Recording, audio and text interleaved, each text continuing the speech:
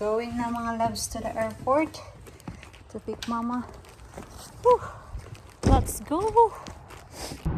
At least mga palangga, at least kahit 40 yung limit dito, gumagalaw pa din yung traffic. Hindi talaga yung sobrang traffic ba. We're going to 60? Yeah, 60 now.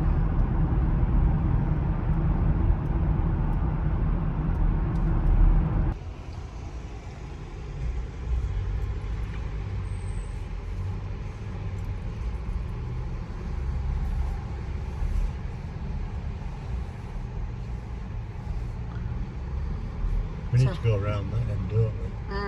Nakadating na kami sa airport. So, we just need to park.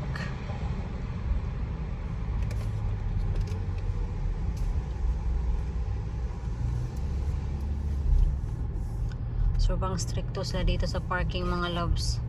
Kahit lang mag-drop off ka dito ng pasahero or ano, yung family mo, you need to bayad na.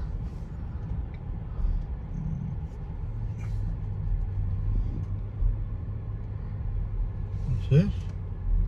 Additional car park. You want zero. What's wrong with you? I need the teeth. Can you put this in your pocket before I lose it? I need number 5. Zero. Here. John. Terminal 2. This is where Mama should be.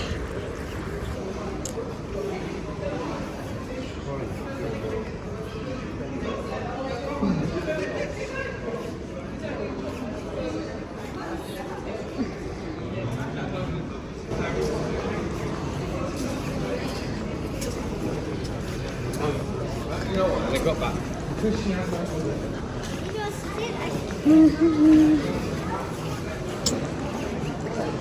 Do you think she's here? Let's have a look on the board.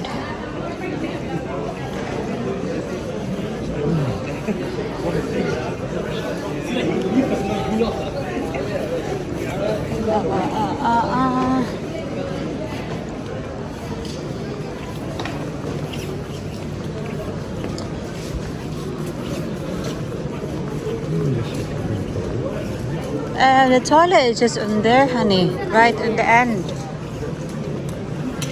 I'll have a look on the arrival if you go to the toilet, yeah? I'm waiting this one here. Yeah. Tingnan muna natin yung arrival board.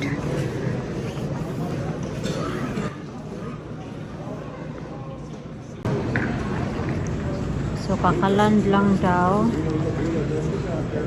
So, Emirates AK019 landed at 7:03.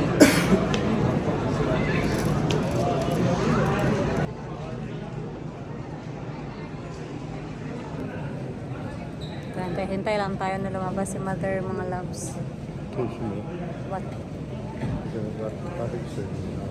Wala pa din si Mother, naghihintay pa din kami. So, yung update sa sa board is baggage in the hold daw. So, we're waiting. Nandito na si Mother.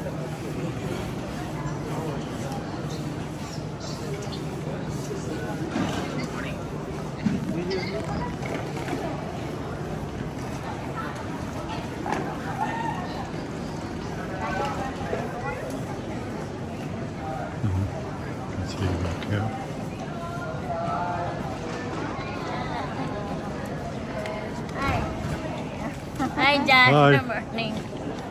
Ay, sabi. Pwede ka na pa kuha nito na eh. Nag-wheelchair man ko. Oh! Karon na wala ko nag-wheelchair na dire nagawas na. Ay, John. Right. Here. Hi, John. Yes. Mama is here. Wheelchair ko tanan. So, kuan ito padulong nimo sa Dubai. Wheelchair pa na. So, kuan juga hatag nimo dito. Ngayon sa mga stewardess. Walang ingon na siya butan na. I think, Ama, it might be too tight, honey. Right, oo na. Nandito na kami sa bahay. So, iinitin ko lang tong aking nilagang baka para makakain si nanay. So, si nanay, akala ko wheelchairin siya sa pagdating niya dito sa Manchester. Eh, hindi na niya binigay daw yung letter na pinadala ko sa kanya. Kasi meron talaga akong letter na ipapapabigay niya sa stewardess ba. So, hindi na niya binigay dito pagdating niya kasi sabi niya, alam na niya kung paano daw. Oo, nay. So, pero winelchair naman si nanay from Manila to Dubai then tapos yung connecting flight niya winelchair si nanay. So, si nanay, she is just getting ready for bed because it's been a long journey for her. And, na dito mga loves, magti-10 o'clock na. And of course, we need to get ready as well for bed kasi meron pa akong trabaho. So, I think, mababalikan ko na talaga kayo siguro mga, sa Saturday kasi 3 consecutive days yung, trabaho ko. So, yeah. I told nanay na kumain siya dito or bumaba siya dito sa baba kung gusto niya kumain kasi ang daming pagkain. Dito na ako sa hospital, nakapag-park na din ako. So, hindi ko talaga ma-entertain ng mabuti si nanay ngayon. First day niya being here dito sa UK. Yun na nga kaso. Yun na nga, meron akong trabaho for the next 3 days but after that, maternity leave na naman ako. So, konting tiis na lang talaga mga loves. Kahit na medyo pagod. Hindi nga lang medyo pagod na talaga. Right, papasok na ako. Hello! Ngayon ko lang kayo talaga na update. So, finally, I'm done with my work. Hindi naman done, but I am starting my maternity leave right now. So, kahapon yung last day ko. So, anyway, we'll catch up guys kasi yun na nga pagdating ni nanay dito after niya pagdating dito, meron akong trabaho for 3 consecutive days. Anyway, mag-breakfast si nanay. Meron siyang crabs dito and lobster. Yan. So, iinitin namin yan. So, dari ibutang nanay. Naman lang. Naman, batangan.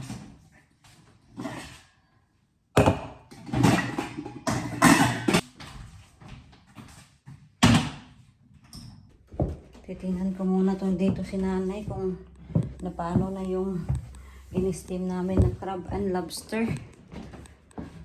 Kasi nag-edit kasi ako mga palangga. I just set up the yung steamer.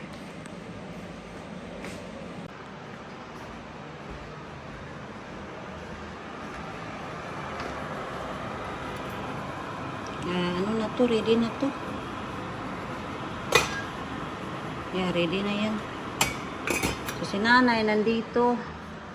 Naglalaba mga loves. Hinahandwash niya yung mga niya, damit. Meron namang washing machine. Yan o.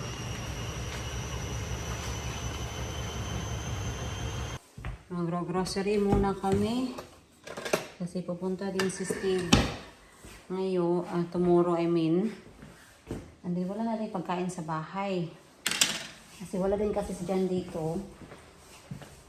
Meron naman pagkain, pero alam mo yung,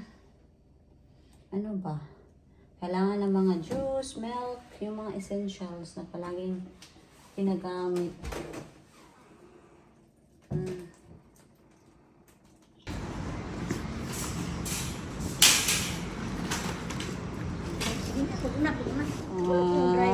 Bantay ka lang. Dari ka sa left na.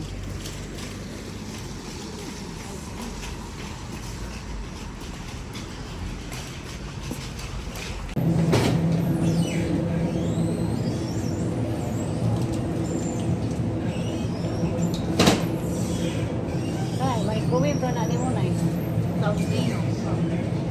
Ha? Nanay is keep insisting na siya daw yung mag-drive sa trolley ah. Sabi ko, sige mag-drive ka na mabuti. Nandito na kami sa bahay and ito, Ito na yung pinamili namin. Sobrang bigat. Si nanay yung nag-akyat dito. Yan sa mga pinamili namin. So, I'm just gonna put this away and then we're gonna have a lunch and then mag-edit ulit ako. Mukhang ulan mga palangga. Buti na lang talaga. Maaga kami pumunta sa Tesco.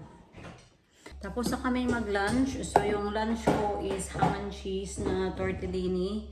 Tapos si nanay is mushroom with lobster. Yes, mga loves, mushroom with lobster yung yung lunch ni nanay. Yung lobster, yun yung bigay ng customer ni Jan. So, kinain niya, nilagay niya sa mushroom niya. So, ginisa niya yung mushroom niya. Sabi niya, masarap naman daw. Saan ba yun? Nilagay na niya ata sa ref. Tingnan natin. Yan ito, oh. Nilagay na niya.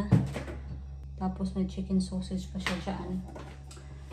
Anyway, mag-unbox na ako. Kukunin ko lang yung parcel na hinati dito sa bahay. Medyo ilang days na to dito. Mga 4 days na ata. Kasi yun ang hindi ko siya na-open kasi meron akong trabaho. 2 lang yung dumating. Meron pa akong hinihintay na isa. Or baka pinagsama nila. Let's see. Nag-order ako ng pajama kasi yung mga pajama ko kasi sobrang sisikip na. And they are the most comfiest they're the most comfiest clothes at this moment. I like the color. It's pink. Yan. So, hindi na ako bumili talaga ng mga maternity clothes. At hindi na rin ako bumili ng jacket kasi yung mga jacket ko mga loves, hindi na talaga siya mag-zip sa front. Kasi kung bibili ako ng jacket na mag-zip siya sa front, hindi ko na siya magagamit after ko mga anak. At pinagsama siya mga loves. So, yeah, pinagsama siya. So, wala na tayong hinihintay.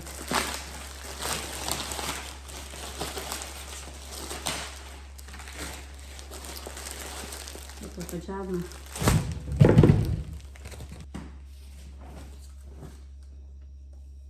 Kailangan ko itong labhan kasi medyo may amoy siya.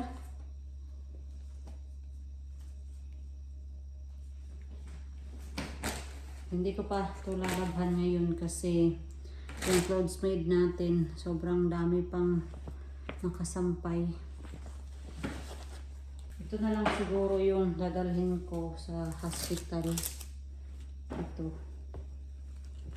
Kasi hindi siya kusutin tingnan. Yung dalawa kasi kusutin talaga. Kailangan mo siyang i-iron. Labhan natin to. So anyway, yun lang mga love. So magpapahinga lang kami ni nanay kasi si nanay jet lag din. Ako pagod sa trabaho dahil kasi yun na nga, natrabaho ako this past few days, but that's it now until the next year. So we need to sleep while we can. Pero of course, mag-exercise naman tayo. Hindi naman tayo din matutulog-tulog lang kasi hindi din yun maganda.